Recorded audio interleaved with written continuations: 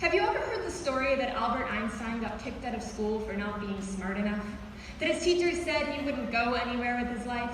Tough love, better luck next time. The moral of this story is, out of every 100 kids that fail algebra, one of them might just be a diamond in the rough.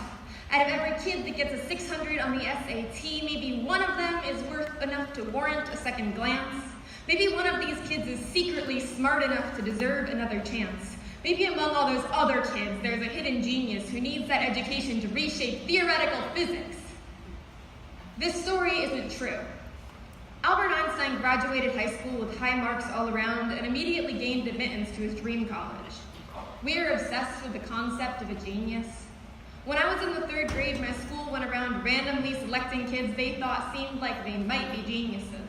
Didn't use the word genius, though. Instead, they said gifted, with the kind of reverence that said they meant prodigy, that said they meant worthy.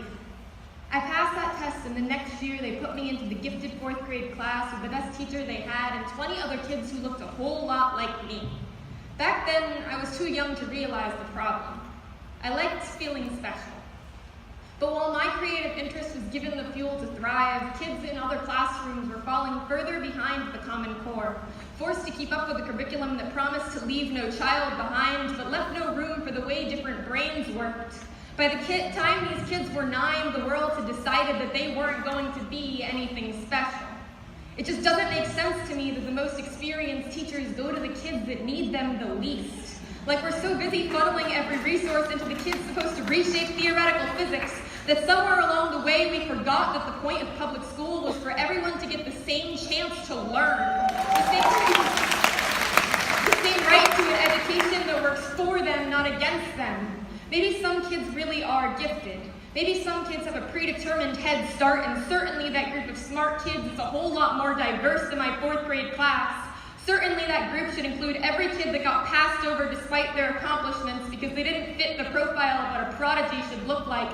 But shouldn't we be working to make sure every student is running the same race, regardless of race and gender and test scores and income and what language they started off speaking and whether or not they have a disability? Shouldn't every student be given the attention they need, whether or not an IQ test determines that someday they could become a genius? I mean, yes.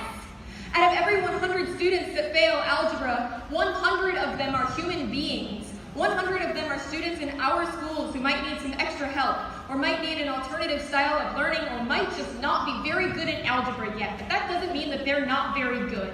That doesn't mean that they deserve any less than some mythical, misunderstood Albert Einstein type does. Every kid that gets a 600 on the SAT could have testing anxiety, or problems going on at home, or maybe they just don't know the subject matter. Either way, those kids still matter. Every kid that Albert Einstein didn't get kicked out of high school, but in our country, thousands and thousands of students in our schools are getting kicked out of their own futures. We don't need to keep looking for geniuses. We need to look after these kids.